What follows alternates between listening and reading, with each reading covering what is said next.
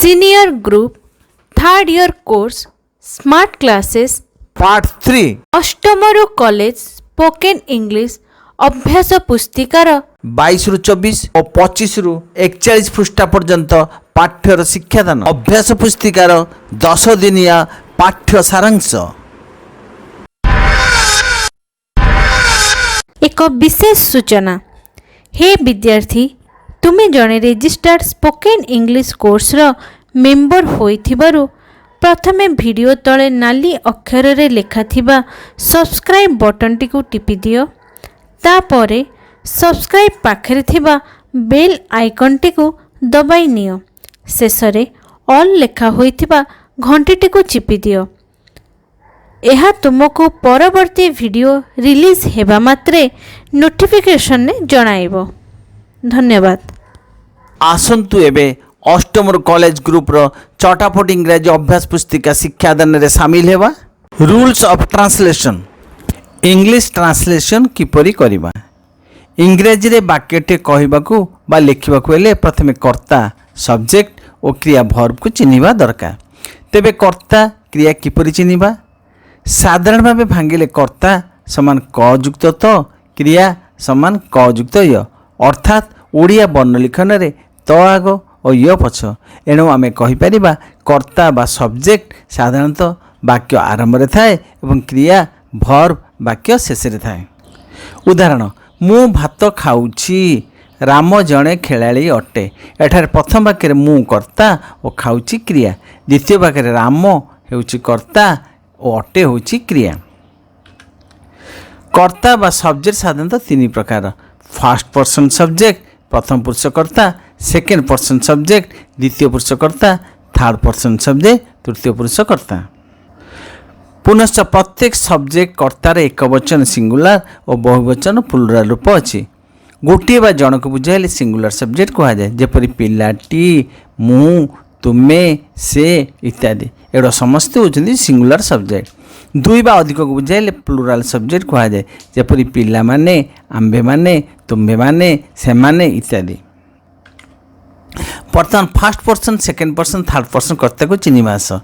First person କର୍ତ୍ତା ହେଲା ସିଙ୍ଗୁଲାରରେ ମୁଁ, ପ୍ଲୁରାଲ ହେଲା ଆମ୍ଭେମାନେ ୱି। ସେକେଣ୍ଡ ପର୍ସନ ହେଲା ତୁ, ତୁମେ, ଆପଣ ୟୁ, ପ୍ଲୁରାଲ ହେଲା ତୁମ୍ଭେମାନେ, ଆପଣମାନେ ୟୁ। ଆଇ, ୱି, ୟୁକୁ ଛାଡ଼ି ବାକି ସମସ୍ତେ ଥାର୍ଡ଼ ପର୍ସନ କର୍ତ୍ତା ଅଟନ୍ତି। ଥାର୍ଡ଼ ପର୍ସନ ସିଙ୍ଗୁଲାର ପ୍ଲୁରାଲ କେତେକ କର୍ତ୍ତା ଜାଣିବା। ସେ ପୁଂଲିଙ୍ଗରେ ହି, ସେମାନେ ଦେ। ସେ ସ୍ତ୍ରୀଲିଙ୍ଗରେ ସି, ସେମାନେ ଦେ। ଏହା ଏଇଟିକୁ ଇଂରାଜୀରେ କହନ୍ତି ଦିସ୍ ବା ଇଟ୍, ଏଗୁଡ଼ିକ ପ୍ଲୁରାଲରେ ଦିଜ୍। ତାହା ସେଇଟି ଦ୍ୟାଟ୍, ପ୍ଲୁରାଲରେ ସେଗୁଡ଼ିକ ଦୋଜ୍। ପିଲାଟି ଚାଇଲ୍ଡ, ପ୍ଲୁରାଲରେ ପିଲାମାନେ ଚିଲଡ୍ରେନ୍। ଆଇ, ୱି, ୟୁକୁ ଛାଡ଼ି ବାକି ସମସ୍ତେ ଥାର୍ଡ଼ ପର୍ସନ କର୍ତ୍ତା ଅଟନ୍ତି। ତୁମ ପାଇଁ କାମ, ଏଗୁଡ଼ିକର ପର୍ସନ କ'ଣ କୁହ? Example, Gopal third person, you, he, they, this, it, fish, book, table, girls, she, these, that, those, we. କ୍ରିୟା ଭର୍ବ ମଧ୍ୟ ଜ୍ଞାନ। ଏହା ସାଧାରଣତଃ ବାକ୍ୟ ଶେଷରେ ଥାଏ। ଚିହ୍ନିବା ଉପାୟ, ମୂଳ ରୂପରେ ବା ଲାଗୁଥିବ। ଉଦାହରଣ, ମୁଁ ଖାଏ। ଏଠାରେ ଖାଏ ହେଉଛି କ୍ରିୟା, କାରଣ ଏହାର ମୂଳ ଶବ୍ଦ ହେଉଛି ଖାଇବା। କେତେକ ବା ଲାଗୁଥିବା କ୍ରିୟା ହେଲା ଗୋ, ଯିବା, ରିଡ୍, ପଢ଼ିବା, କମ୍, ଆସିବା, ପ୍ଲେ, ଖେଳିବା। କେତେକ ବାକ୍ୟର ଶେଷ ଶବ୍ଦରେ ବା ଲାଗେ ନାହିଁ। ଏଣୁ ଜାଣିବ ଯେ ସେ ବାକ୍ୟରେ କ୍ରିୟା ନାହିଁ। ଆମକୁ ଗୋଟିଏ କ୍ରିୟା ଲେଖିବାକୁ ହେବ। ତାହା ହେଉଛି ଅଟେ, ଅଟନ୍ତି, ଆମ୍, ଇଜ୍, ଆର୍। ଉଦାହରଣ, ସେ ଜଣେ ଛାତ୍ର। ଏ ବାକ୍ୟର ଶେଷ ଶବ୍ଦଟି ହେଉଛି ଛାତ୍ର। ଛାତ୍ର ବା ଏଭଳି ଶବ୍ଦ ନାହିଁ। ଏଣୁ ଅଟେ କ୍ରିୟା ଆମକୁ ଲେଖିବାକୁ ହେବ। ଏଠାରେ ସମ୍ପୂର୍ଣ୍ଣ ବାକ୍ୟଟି ହେଉଛି ସେ ଜଣେ ଛାତ୍ର ଅଟେ। ପ୍ରତ୍ୟେକ କ୍ରିୟା ତିନୋଟି ସମୟ ବା କାଳ ଟେନ୍ସର ଘଟଣା ବର୍ଣ୍ଣନା କରେ। 1. ପ୍ରେଜେଣ୍ଟ ଟେନ୍ସ, ବର୍ତ୍ତମାନ କାଳ। ଏଭଳି କ୍ରିୟାର ଚିହ୍ନ ହେଉଛି ଅ, ଏ, ଉ, ତି, ଛ, ଛି, ଛୁ, ବା। ଉଦାହରଣ, ଯାଅ, ଯାଏ, ଯାଉ, ଯାଆନ୍ତି, ଯାଉଛି, ଯାଉଛୁ, ଯିବା। 2. ପାଷ୍ଟ ଟେନ୍ସ ଅତୀତ କାଳ। ଏହି କ୍ରିୟାର ଚିହ୍ନ ହେଉଛି ଲ, ଲା, ଲି, ଲୁ। ଉଦାହରଣ ଗଲା, ଗଲି, ଗଲୁ ଇତ୍ୟାଦି। 3ରେ ହେଉଛି ଫ୍ୟୁଚର ଟାଇମ୍ ଭବିଷ୍ୟତ କାଳ। ଏହି କ୍ରିୟାର ଚିହ୍ନ ହେଉଛି ବ, ବି, ବୋ। ବା ନୁହେଁ, ତାହା ବର୍ତ୍ତମାନ କାଳର ଚିହ୍ନ। ଉଦାହରଣ ଯିବ, ଯିବି, ଯିବୁ ଇତ୍ୟାଦି। ତୁମ ପାଇଁ କାମ ନିମ୍ନ ଭର ଗୁଡ଼ିକ କେଉଁ ଟେନ୍ସର କୁହ। ଏକ୍ଜାମ୍ପଲ୍ ପଢ଼େ ପ୍ରେଜେଣ୍ଟ ଟେନ୍ସ। ସେହିପରି ଯାଅ, ଆସନ୍ତି, ପଢ଼ିଲି, ଖେଳିଲୁ, ଯିବ, ଲେଖ, ପଢ଼ନ୍ତୁ, ଅଟନ୍ତି, ଥିଲେ, ଯାଇଅଛି, ଯିବ, ଯିବା।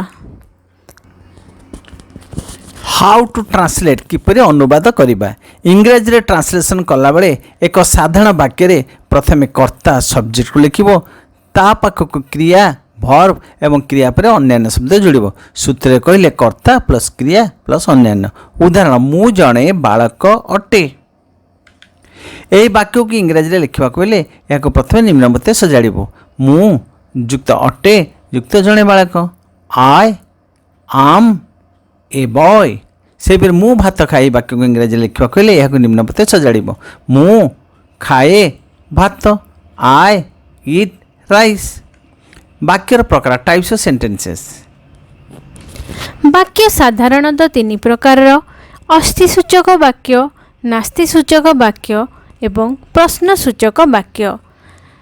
ଅସ୍ଥିସୂଚକ ବାକ୍ୟ ଆଫର୍ମେଟିଭ୍ ସେଣ୍ଟେନ୍ସ। ସାଧାରଣ ବାକ୍ୟଗୁଡ଼ିକୁ ଆଫର୍ମେଟିଭ୍ ସେଣ୍ଟେନ୍ସ କହନ୍ତି। ଉଦାହରଣ ମୁଁ ଜଣେ ବାଳକ ଅଟେ। I am A boy. ନାସ୍ତିସୂଚକ ବାକ୍ୟ ନେଗେଟିଭ୍ ସେଣ୍ଟେନ୍ସ। ଯେଉଁ ବାକ୍ୟରୁ ନାହିଁ ବା ନା ଭାବର ପ୍ରକାଶ ପାଏ ତାକୁ ନେଗେଟିଭ୍ ସେଣ୍ଟେନ୍ସ କୁହାଯାଏ। ଉଦାହରଣ ମୁଁ ଜଣେ ବାଳକ ନୁହେଁ। I am not a boy. ପ୍ରଶ୍ନସୂଚକ ବାକ୍ୟ ଇଣ୍ଟେରୋଗେଟିଭ୍ ସେଣ୍ଟେନ୍ସ। ଯେଉଁ ବାକ୍ୟରେ ପ୍ରଶ୍ନବାଚକ ଚିହ୍ନ ଓ କି, କ'ଣ ଇତ୍ୟାଦି ଶବ୍ଦ ଥାଏ ତାହା ପ୍ରଶ୍ନସୂଚକ ବାକ୍ୟ। ଉଦାହରଣ ତୁମେ କ'ଣ କହୁଛ? ରାମ ଜଣେ ଛାତ୍ର କି? ତୁମ ପାଇଁ କାମ ନିମ୍ନ ବାକ୍ୟଗୁଡ଼ିକ କେଉଁ ପ୍ରକାରର କୁହ। ଏକ୍ଜାମ୍ପଲ୍ ମୁଁ ଜଣେ ବାଳିକା ଆଫର୍ମେଟିଭ୍ ସେଣ୍ଟେନ୍ସ ବା ଅସ୍ଥିସୂଚକ ବାକ୍ୟ। ସେହିପରି ସେ ଜଣେ ଚୋର କି? ରାମ ମୋର ବନ୍ଧୁ। ତୁମେ କୁଆଡ଼େ ଯାଉଛ? ମଧୁ ଖେଳେ ନାହିଁ। ଏଠାକୁ ଆସ। ମୁଁ କାଲି କଟକ ଯିବି କି? କୁକୁର ଉଡ଼ିପାରେ ନାହିଁ। ପୁରୀ ସମୁଦ୍ର କୂଳରେ ଅବସ୍ଥିତ। ମଧୁ ଖେଳୁନାହିଁ। ଗାଈ ଗୋଟିଏ ଗୃହପାଳିତ ପଶୁ। ଚଟାପଟ ଇଂରାଜୀ କହିଶିକ। Translation practice 1। ସୂତ୍ର 1 ମୁଁ ଅଟେ ଆଇ ଆମ୍। ମୁଁ ନୁହେଁ ଆଇ ଆମ୍ ନଟ୍। ମୁଁ ଅଟେ କି ଆମ୍ ଆଇ। ସୂତ୍ର 2 ଗୋଟିଏ ବା ଜଣେ ଅର୍ଥରେ ଏ ଲାଗେ। ଜଣେ ବାଳକ ଏ ବୟ। ଗୋଟିଏ ବହି ଏ ବୁକ୍। ଅସ୍ଥିସୂଚକ ବାକ୍ୟାନୁବାଦ ଆଫର୍ମେଟିଭ୍ ସେଣ୍ଟେନ୍ସ। ମୁଁ ଜଣେ ବାଳିକା ଅଟେ ସଜାଡ଼ିଲେ ହେବ ମୁଁ ଯୁକ୍ତ ଅଟେ ଯୁକ୍ତ ଜଣେ ବାଳିକା। I am a girl. ନାସ୍ତିସୂଚକ ବାକ୍ୟାନୁବାଦ ନେଗେଟିଭ୍ ସେଣ୍ଟେନ୍ସ। ମୁଁ ଜଣେ ବାଳିକା ନୁହେଁ ସଜାଡ଼ିଲେ ଲେଖିଲେ ହେବ ମୁଁ ଯୁକ୍ତ ନୁହେଁ ଯୁକ୍ତ ଜଣେ ବାଳିକା। I am not a girl. ପ୍ରଶ୍ନସୂଚକ ବାକ୍ୟାନୁବାଦ ଇଣ୍ଟରୋଗେଟିଭ୍ ସେଣ୍ଟେନ୍ସ। ମୁଁ ଜଣେ ବାଳିକା ଅଟେ କି ସଜାଡ଼ିଲେ ହେବ ଅଟେ କି ମୁଁ ଜଣେ ବାଳିକା। ଆମ୍ ଆଇ ଏ ଗର୍ଲ। ସେ ଜଣେ ବାଳକ ଅଟେ କି ସଜାଡ଼ିଲେ ଲେଖିଲେ ହେବ ଅଟେ କି ଯୁକ୍ତ ସେ ଯୁକ୍ତ ଜଣେ ବାଳକ। Is Hi A boy. ମନେ ରଖ କେତେକ ଓଡ଼ିଆ ବାକ୍ୟର ଶେଷରେ ଅଟେ ନଥାଏ। ଆମକୁ ମନରୁ ଲେଖିବାକୁ ହେବ। ଯଥା ମୁଁ ଜଣେ ଶିକ୍ଷକ। ଏହି ବାକ୍ୟର କ୍ରିୟା ନାହିଁ। ଆମକୁ ଲେଖିବାକୁ ହେବ ବାକ୍ୟଟି ହେବ ମୁଁ ଜଣେ ଶିକ୍ଷକ ଅଟେ। I am A teacher. ମୋର ପ୍ରାକ୍ଟିସ୍ ସେଣ୍ଟେନ୍ସେସ୍ ଅତିରିକ୍ତ ଅଭ୍ୟାସ ବାକ୍ୟ ଗଠନ। ହଁ ମୁଁ ଜଣେ ଶିକ୍ଷକ ଅଟେ। S I M A teacher. ନା ମୁଁ ଜଣେ ଶିକ୍ଷକ ନୁହେଁ। No I M not a teacher. ମୁଁ କ'ଣ ଜଣେ ଶିକ୍ଷକ? ଆମ୍ ଆଇ ଏ ଟିଚର। ନାସ୍ତି ପ୍ରଶ୍ନସୂଚକ ବାକ୍ୟ। ମୁଁ ଜଣେ ଶିକ୍ଷକ ନୁହେଁ କି? ଆମ୍ ଆଇ ନଟ୍ ଏ ଟିଚର କିମ୍ବା ଆମ୍ ନଟ୍ ଆଇ ଏ ଟିଚର। ତୁମ ପାଇଁ କାମ ଟ୍ରାନ୍ସଲେଟ୍ ଇନ୍ଟୁ ଇଂଲିଶ। ମୁଁ ରାଜୁ ଅଟେ। ମୁଁ ଗୀତା ଅଟେ। ମୁଁ ଜଣେ ବାଳିକା, ମୁଁ ରାଜୁ ନୁହେଁ। ମୁଁ ଗୀତା ନୁହେଁ, ମୁଁ ଜଣେ ବାଳିକା ନୁହେଁ। ହଁ ମୁଁ ରାଜୁ ଅଟେ। ନା ମୁଁ ରାଜୁ ନୁହେଁ। ମୁଁ କ'ଣ ରାଜୁ? ମୁଁ ରାଜୁ ନୁହେଁ କି? ମୁଁ ଗୋପାଳ ନୁହେଁ କି? ମୁଁ ଜଣେ ଛାତ୍ର ନୁହେଁ କି? ମୁଁ ଜଣେ ଡାକ୍ତର କି? ଚଟାପଟ ଇଂରାଜୀ କହି ଶିଖ। Translation practice 2। ସୂତ୍ର 1। ତୁମେ ଅଟ ବା ଆପଣ ଅଟନ୍ତି। You R. ଏକ୍ଜାମ୍ପଲ୍, ତୁମେ ଜଣେ ବାଳକ ଅଟ। ତୁମେ ପ୍ଲସ୍ ଅଟ ପ୍ଲସ୍ ଜଣେ ବାଳକ। You are a boy. Example, ଆପଣ ଜଣେ ଡାକ୍ତର ଅଟନ୍ତି। You are a doctor. ସୂତ୍ର 2। ତୁମେ ନୁହଁ ବା ଆପଣ ନୁହନ୍ତି। You are not. ଏକ୍ଜାମ୍ପଲ୍, ତୁମେ ଜଣେ ବାଳକ ନୁହଁ। ତୁମେ ପ୍ଲସ୍ ନୁହଁ ପ୍ଲସ୍ ଜଣେ ବାଳକ। You are not a boy. Example, ଆପଣ ଜଣେ ଡାକ୍ତର ନୁହନ୍ତି। You are not a doctor. ସୂତ୍ର 3। ତୁମେ ଅଟ କି ବା ଆପଣ ଅଟନ୍ତି କି? Are you. ଏକ୍ଜାମ୍ପଲ୍, ତୁମେ ଜଣେ ବାଳକ ଅଟ କି? ଅଟ କି ପ୍ଲସ୍ ତୁମେ ପ୍ଲସ୍ ଜଣେ ବାଳକ। Are U A boy. Example, ଆପଣ ଜଣେ ଡାକ୍ତର ଅଟନ୍ତି କି? Are U A doctor? ଚଟାପଟ ଇଂରାଜୀ କହି ଶିଖ। Translation practice 3। ସୂତ୍ର 1। ସେ ପୁଲ୍ଲିଙ୍ଗ ଅଟନ୍ତି। He is. ସେ ସ୍ତ୍ରୀଲିଙ୍ଗ ଅଟନ୍ତି। C is. ଏକ୍ଜାମ୍ପଲ୍, ସେ ଜଣେ ବାଳକ ଅଟେ। ସେ ପ୍ଲସ୍ ଅଟେ ପ୍ଲସ୍ ଜଣେ ବାଳକ। He is a boy. Example, ସେ ଜଣେ ବାଳିକା ଅଟେ। C is a girl. ସୂତ୍ର 2। ସେ ନୁହଁ। ହି ଇଜ୍ ନଟ୍ ବା ସି ଇଜ୍ ନଟ୍। ଏକ୍ଜାମ୍ପଲ୍, ସେ ଜଣେ ବାଳକ ନୁହେଁ। ସେ ପ୍ଲସ୍ ନୁହେଁ ପ୍ଲସ୍ ଜଣେ ବାଳକ। He is not a boy. Example, ସେ ଗୀତା ନୁହେଁ। C is not Gita. ସୂତ୍ର 3। ସେ ଅଟନ୍ତି କି? ଇଜ୍ ହି ବା ଇଜ୍ ସି। ଏକ୍ଜାମ୍ପଲ୍, ସେ ଜଣେ ବାଳକ ଅଟନ୍ତି କି? ଅଟନ୍ତି କି ପ୍ଲସ୍ ସେ ପ୍ଲସ୍ ଜଣେ ବାଳକ। Is Hi A boy. Example, ସେ ଗୀତା ଅଟେ କି? Is C Gita. ତୁମ ପାଇଁ କାମ। Translate into English. ତୁମେ ରାଜୁ ଅଟ। ତୁମେ ଗୋପାଳ ନୁହଁ। ତୁମେ ଗୋପାଳ କି? ତୁମେ ଜଣେ ଛାତ୍ର ଅଟ। ତୁମେ ଜଣେ ଛାତ୍ର ନୁହଁ। ତୁମେ ଜଣେ ଛାତ୍ର କି? ଆପଣ ଜଣେ ଡାକ୍ତର କି? ସେ ଜଣେ ଡାକ୍ତର କି? ସେ ସ୍ତ୍ରୀ। ମଧୁମିତା ନୁହେଁ। ସେ ଜଣେ ଛାତ୍ର। ଚଟାପଟ ଇଂରାଜୀ କହି ଶିଖ। Translation practice 4। ସୂତ୍ର 1। ଏହା ଅଟେ ନିକଟତରେ ଥିବା ଜିନିଷକୁ ଦେଖାଏ। This is or it is. Example, ଏହା ଗୋଟିଏ କଲମ ଅଟେ। ଏହା ପ୍ଲସ୍ ଅଟେ ପ୍ଲସ୍ ଗୋଟିଏ କଲମ। This is a pen or it is a pen. ଏହା ନୁହେଁ ନିକଟରେ ଥିବା ଜିନିଷକୁ ଦେଖାଏ। This is not or it is not. Example, ଏହା ଗୋଟିଏ କଲମ ନୁହେଁ। ଏହା ପ୍ଲସ୍ ନୁହେଁ ପ୍ଲସ୍ ଗୋଟିଏ କଲମ। This is not a pen or it is not a pen. ସୂତ୍ର 3। ଏହା ଅଟେ କି? ନିକଟରେ ଥିବା ଜିନିଷକୁ ଦେଖାଏ।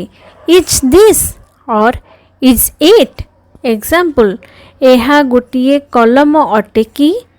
ଅଟେ କି ପ୍ଲସ୍ ଏହା ପ୍ଲସ୍ ଗୋଟିଏ କଲମ। Is this a pen or is it a pen. ଚଟାପଟ ଇଂରାଜୀ କହି ଶିଖ। Translation practice 5। ସୂତ୍ର 1। ତାହା ଅଟେ ଦୂରରେ ଥିବା ଜିନିଷକୁ ଦେଖାଏ। That is. ଏକ୍ଜାମ୍ପଲ୍, ତାହା ଗୋଟିଏ ବିଲେଇ ଅଟେ। ତାହା ପ୍ଲସ୍ ଅଟେ ପ୍ଲସ୍ ଗୋଟିଏ ବିଲେଇ। That is a cat. ସୂତ୍ର 2। ତାହା ନୁହେଁ ଦୂରରେ ଥିବା ଜିନିଷକୁ ଦେଖାଏ। That is not. ଏକ୍ଜାମ୍ପଲ୍, ତାହା ଗୋଟିଏ ବିଲେଇ ନୁହେଁ।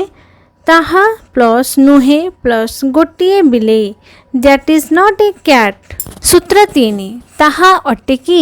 दूर थिबा जिनिस को देखाई इज दैट एग्जाम्पल ताहा गोटे बिलेई अटे की प्लस ताहा प्लस गोटे बिलेई इज दैट ए कैट तुम पाई काम ट्रांसलेट इनटू इंग्लिश एहा गोटे कुकुर एहा गोटे बिलेई नुहे एहा गोटे फूल की ताहा गोटे छेली अटे ताहा गोटे बॉल की ताहा गोटे बही नुहे एहा गोटे पेंसिल की ताहा गोटे गाई चटापट इंग्रेजी कैसिक translation practice 6 this is and that is example एटी गोटे कलम और सेठी गोटे बही this is a pen and that is a book example एटी गोटे गछ सेठी गोटे फल this is a tree and that is a fruit translation practice 7 this is ये राजू अटे this is Raju that is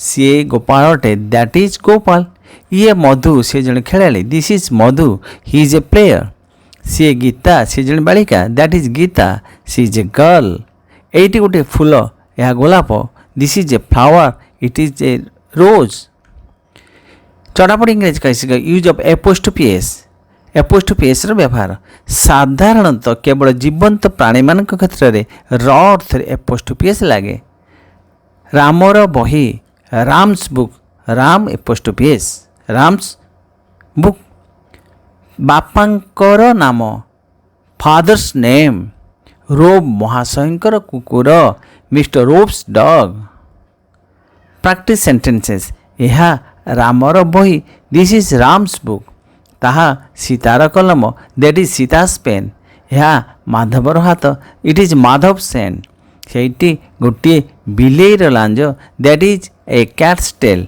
सेठी गोटे हाथीर सुंड that is an elephant's trunk चटापट इंग्रेजी कैसिक ग्रामर नाम Kanakpur name of the village is Kanakpur तुम ग्रामर नाम कौन what is the name of your village कुकुरटीर नाम कौन what is the name of the dog work for you translate in English यह गोपालर कलम ता हरीर पेंसिल एटी गोटे मांकड़र मुंड ताहा गोटे चढ़ईर बसा बहीर नाम माई इंग्लिश बुक तुम बापा क्योंटी अच्छी यही बिलेईटर नाम कौन यही ग्रामर नाम कौन चटापट इंग्रेजी कैसिक बहुवचन शब्द शेष रे अनुवाद शिक्षा जो बहुवचन शब्द शेष एस थाए ताहार र बुझापी एस पर केवल गोटे एपोस्ट्रोफी चिन्ह दि जाए जेपरी बालक मानकर स्कूल एट बालक मान होती बॉयज तेणु जिते तादे र लगुच केवल एपोस्ट्रोफी दिखाई लिखा हे ए बॉयज स्कूल दुईटी कुकुर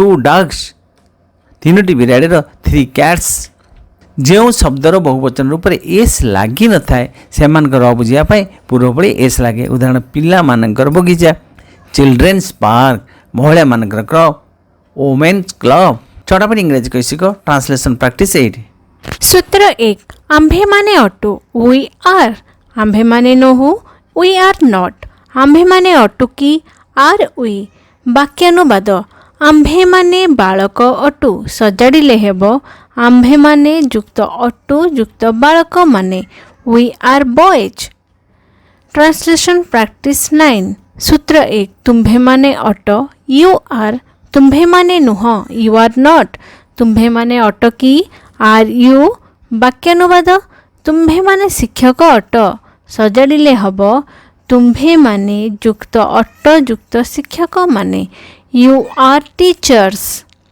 ट्रांसलेशन प्रैक्टिस 10 से माने अटंती दे आर से माने नुहंती दे आर नॉट से माने अटंती की आर दे वाक्यानुवाद से माने बालक अटंती सजाड़िले हेब से माने युक्त अटंती युक्त बालक माने दे आर बॉयज वर्तमान आस प्रेजेंट टेंस बा वर्तमान काल संबंधी वाक्य चिन्हिबा वर्तमान काल प्रेजेंट टेंस 4 प्रकार simple present present progressive present perfect continuous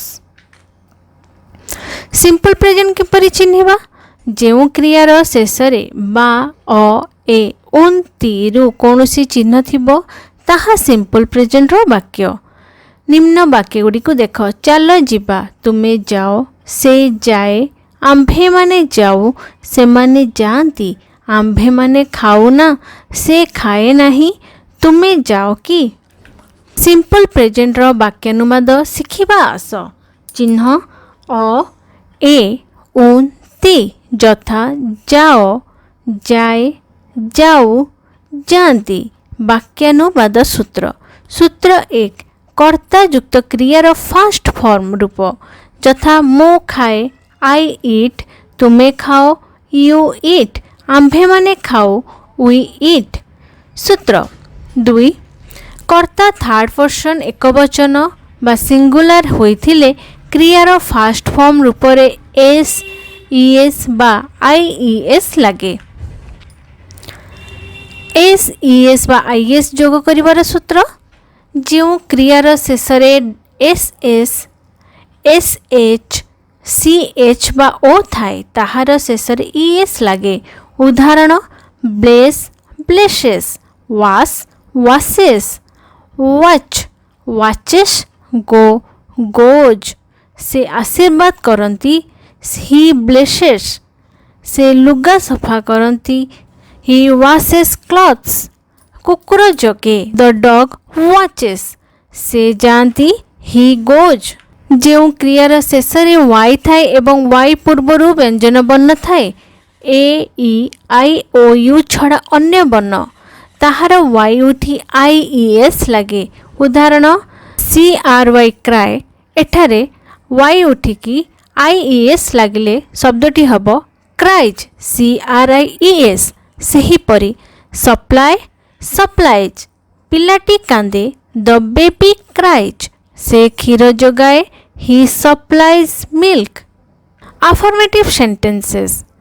first person subject ଥିବା ବାକ୍ୟ। ମୁଁ ଯାଏ, ଆଇ ଗୋ, ମୁଁ ଖାଏ, ଆଇ ଇଟ୍, ମୁଁ ଲେଖେ, ଆଇ ରାଇଟ୍, ଆମ୍ଭେମାନେ ଯାଉ, ୱି ଗୋ, ଆମ୍ଭେମାନେ ଖାଉ, ୱି ଇଟ୍, ଆମ୍ଭେମାନେ ଲେଖୁ, we right. Second person subject ଥିବା ବାକ୍ୟ। ତୁମେ ଯାଅ, ୟୁ ଗୋ, ଆପଣ ଖାଆନ୍ତି, ୟୁ ଇଟ୍, ତୁମେ ଲେଖ, ୟୁ ରାଇଟ୍, ତୁମ୍ଭେମାନେ ଯାଅ, ୟୁ ଗୋ, ଆପଣମାନେ ଯାଆନ୍ତି, ୟୁ ଗୋ, ତୁମ୍ଭେମାନେ ଲେଖ, you write. Third person subject ଥିବା ବାକ୍ୟ। ସେ ଯାଏ, ହି ଗୋଜ୍, ସେ ଖାଏ, ହି ଇଟ୍ସ, ପକ୍ଷୀଟି ଉଡ଼େ, ଦ ବାର୍ଡ଼ ଫ୍ଲାଇଜ୍, ରାମ ଲେଖେ, ରାମ ରାଇଟ୍ସ, ପିଲାମାନେ ଖେଳନ୍ତି, ଚିଲଡ୍ରେନ୍ ପ୍ଲେ, ବାଳକମାନେ ପଢ଼ନ୍ତି, ବଏଜ୍ ରିଡ୍, ସେମାନେ ଖେଳନ୍ତି, ଦେ ପ୍ଲେ। ସିମ୍ପଲ୍ ପ୍ରେଜେଣ୍ଟର ନାସ୍ତିସୂଚକ ବାକ୍ୟ ନେଗେଟିଭ୍ ସେଣ୍ଟେନ୍ସ କହି ଶିଖ। ସୂତ୍ର 1 କ୍ରିୟାର ଅନାହିଁ ରୂପ ପାଇଁ ସବୁଠି ଡୁ ନଟ୍ ବା ଡୋଣ୍ଟ ଯୁକ୍ତ କ୍ରିୟା ଲେଖାଯାଏ। ସୂତ୍ର 2 ଥାର୍ଡ଼ ପର୍ସନ୍ ସିଙ୍ଗୁଲାରରେ କର୍ତ୍ତା ଥିଲେ ଡଜ୍ ନଟ୍ ବା ଡଜଣ୍ଟ କ୍ରିୟା ଲେଖାଯାଏ। ଉଦାହରଣ ମୁଁ ଖାଏ ନାହିଁ, ଆଇ ଡୋଣ୍ଟ ଇଟ୍, ଆମ୍ଭେମାନେ ପଢ଼ୁନାହୁଁ, ୱି ଡୋଣ୍ଟ ରିଡ୍, ସେ ଖାଏ ନାହିଁ, he does not eat, Ram ପଢ଼େ ନାହିଁ, Ram don't read. First person subject ଥିବା ବାକ୍ୟ। ମୁଁ ଖାଏ ନାହିଁ, ଆଇ ଡୋଣ୍ଟ ଇଟ୍, ଆମ୍ଭେମାନେ ଖାଉନାହୁଁ, ୱି ଡୋଣ୍ଟ ଇଟ୍, ମୁଁ ପଢ଼େ ନାହିଁ, ଆଇ ଡୋଣ୍ଟ ରିଡ୍, ଆମ୍ଭେମାନେ ପଢ଼ୁନାହୁଁ, we don't read. Second person subject. ତୁମେ ଖାଅ ନାହିଁ ବା ଆପଣ ଖାଆନ୍ତି ନାହିଁ, ୟୁ ଡୋଣ୍ଟ ଇଟ୍, ତୁମେମାନେ ଖେଳ ନାହିଁ, ୟୁ ଡୋଣ୍ଟ ପ୍ଲେ, ଆପଣମାନେ ପଢ଼ନ୍ତି ନାହିଁ, you don't read. Third person subject ଥିବା ବାକ୍ୟ। ସେ ଖାଏ ନାହିଁ, ହି ଡଜ୍ ନଟ୍ ଇଟ୍, ସେମାନେ ଖାଆନ୍ତି ନାହିଁ, ଦେ ଡୋଣ୍ଟ ଇଟ୍, ବାଳିକାମାନେ ଦୌଡ଼ନ୍ତି ନାହିଁ, ଗର୍ଲସ୍ ଡୋଣ୍ଟ ରନ୍, ପିଲାମାନେ ଖେଳନ୍ତି ନାହିଁ, ଚିଲଡ୍ରେନ୍ ଡୋଣ୍ଟ ପ୍ଲେ। ପ୍ରଶ୍ନସୂଚକ ବାକ୍ୟ ଇଣ୍ଟରୋଗେଟିଭ୍ ସେଣ୍ଟେନ୍ସ କହି ଶିଖ। ପ୍ରଶ୍ନସୂଚକ ବାକ୍ୟ ପାଇଁ ଆରମ୍ଭରେ ଡୁ ବା ଡଜ୍ ଲାଗେ। ଡଜ୍ କେବଳ ଥାର୍ଡ଼ ପର୍ସନ୍ ସିଙ୍ଗୁଲାର ସବଜେକ୍ଟ ପାଇଁ ଶେଷରେ ପ୍ରଶ୍ନବାଚକ ଚିହ୍ନ ଦିଆଯାଏ। ମୁଁ ଯାଏ କି, ଡୁ ଆଇ ଗୋ, ତୁମେ ଯାଅ କି, ଡୁ ୟୁ ଗୋ, ସେ ଯାଏ କି, ଡଜ୍ ହି ଗୋ, ମୁଁ ଖାଏ କି, ଡୁ ଆଇ ଇଟ୍, ମୁଁ ପଢ଼େ କି, ଡୁ ଆଇ ରିଡ୍, ଆମ୍ଭେମାନେ ଖାଉ କି, ଡୁ ୱି ଇଟ୍, ତୁମେ ଖାଅ କି, ଡୁ ୟୁ ଇଟ୍, ତୁମ୍ଭେମାନେ ପଢ଼ କି, ଡୁ ୟୁ ରିଡ୍, ଆପଣ ଲେଖନ୍ତି କି, ଡୁ ୟୁ ରାଇଟ୍। ସେ ଖାଏ କି? Does he eat? କୁକୁର ଭୁକେ କି? Does the dog bark? ସେମାନେ ଖେଳନ୍ତି କି? Do they play? Picture composition ଛବି ଦେଖି ଭାବ ପ୍ରକାଶ। ସିମ୍ପଲ୍ ପ୍ରେଜେଣ୍ଟର ବାକ୍ୟମାନ। ଗାଈ ଗୁହାଳରେ ବାସ କରେ। ଦ କାଉ ଲିଭ୍ସ ଇନ୍ ଏ ସେଡ୍। ଏହା ଘାସ ନଡ଼ା ଓ କୁଣ୍ଡା ଖାଏ। It it's grass straw and husk. ଏହା ଆମକୁ କ୍ଷୀର ଦିଏ। ଇଟ୍ ଗିଭ୍ସ ଅସ୍ ମିଲ୍କ। ଆମେ କ୍ଷୀରରୁ ଦହି ଛେନା ଲହୁଣୀ ଓ ଘିଅ ତିଆରି କରୁ। We make cheese butter curd and ghee from milk. ଛବି ଦେଖି ଭାବ ପ୍ରକାଶ। ସିମ୍ପଲ୍ ପ୍ରେଜେଣ୍ଟର ବାକ୍ୟମାନ। ବିଲେଇ ଗୋଟିଏ ଛୋଟ ବାଘ ପରି ଦିଶେ। The cat looks like a small tiger. ଏହା ଭାତ କ୍ଷୀର ମାଛ ଓ ମାଂସ ଖାଏ। It eats rice milk fish and meat. ଏହା ମୂଷାମାନଙ୍କୁ ମାରେ ଏବଂ ସେମାନଙ୍କୁ ଖାଏ। It kills rats and eats them. ଏହା ମ୍ୟାଓ ମ୍ୟାଓ କରେ। ଇଟ୍ ମିଓଜ୍। ଏହା ଚୁଲି ପାଖରେ ଶୋଇବାକୁ ଭଲ ପାଏ। ଇଟ୍ ଲାଇକ୍ସ ଟୁ ସ୍ଲିପ୍ ନିୟର ଦ ଫାୟାର ପ୍ଲେସ୍। ଛବି ଦେଖି ଭାବ ପ୍ରକାଶ କର। କାଉ ଭାରି ଅସୁନ୍ଦର ଦେଖାଯାଏ। ଦ କ୍ରୋ ଲୁକ୍ସ ଭେରି ଅଗ୍ଲି। ଏହା ବସାରେ ବାସ କରେ। ଇଟ୍ ଲିଭ୍ସ ଇନ୍ ଦ ନେଷ୍ଟ। ଏହା ମଇଳା ପଦାର୍ଥ ସବୁ ଖାଏ। It it's dirty things. ଏହା ଭାତ ଏବଂ ଶସ୍ୟ ଖାଏ। It eats rice and grain. ଏହା ଚାଳ ଉପରେ ବସେ। ଇଟ୍ ସିଟ୍ସ ଅନ୍ ଦ ରୁଫ୍। ଏହା ପ୍ରଭାତରେ କାଁ କାଁ କହେ। ଇଟ୍ କଜ୍ ଇନ୍ ଦ ମର୍ଣ୍ଣିଂ। ତେଣୁ ଆମେ ଶୀଘ୍ର ବିଛଣାରୁ ଉଠୁ। So we get up early. ଧନ୍ୟବାଦ। Thank you. ପିଲାମାନେ ଏ ଥିଲା ତୁମ ଅଭ୍ୟାସ ପୁସ୍ତିକାର 22ରୁ 41 ପର୍ଯ୍ୟନ୍ତ ପୃଷ୍ଠାର ପାଠ୍ୟ ସାରାଂଶ। ତୁମେ ପ୍ରତ୍ୟେକ ଲେସନର ପାଠ୍ୟକୁ ଭଲ ଭାବରେ 10 ଦିନ ପର୍ଯ୍ୟନ୍ତ ଅଭ୍ୟାସ କର। ଏହାପରେ ତୁମକୁ ଆମେ 4th ଭିଡ଼ିଓ ପାଠ୍ୟକ୍ରମ ପଠାଇବୁ। ସେ ପର୍ଯ୍ୟନ୍ତ ଅଭ୍ୟାସ ଜାରି ରଖ। ଧନ୍ୟବାଦ। ରାଜ୍ୟ କାର୍ଯ୍ୟାଳୟର ଠିକଣା ହେଲା Superstars Express YouTube channel, care of Brigade Bhavan, plot number L1739, phase 2, post Dumduma, housing board colony, via Khandagiri, Bhubaneswar, pin 751019। ଧନ୍ୟବାଦ। ସୁପରଷ୍ଟାର୍ସ ଏକ୍ସପ୍ରେସର ଅଫିସ୍ ଯୋଗାଯୋଗ ମୋବାଇଲ ନମ୍ବର ହେଲା 8260186104। ଆଉ ଥରେ କହିଦେଉଛି 8260186104। ପ୍ରତିଭାବାନ ଛାତ୍ରଛାତ୍ରୀଙ୍କ ପାଇଁ ଏକ ଶୁଭ ଖବର। ଯଦି ଆପଣଙ୍କ ଭିତରେ କୌଣସି ଆଶ୍ଚର୍ଯ୍ୟ ପ୍ରତିଭା ଥାଏ ତେବେ ଆମ ମୋବାଇଲ ନମ୍ବରରେ ଯୋଗାଯୋଗ କରନ୍ତୁ। ଆମେ ଆପଣଙ୍କୁ ଆମ ୟୁଟ୍ୟୁବ୍ ଚ୍ୟାନେଲରେ ପ୍ରତିଭା ପ୍ରଦର୍ଶନ ସୁଯୋଗ ଦେବା ପାଇଁ ଚେଷ୍ଟା କରିବୁ। ବୟସ 2 ବର୍ଷରୁ 18 ବର୍ଷ।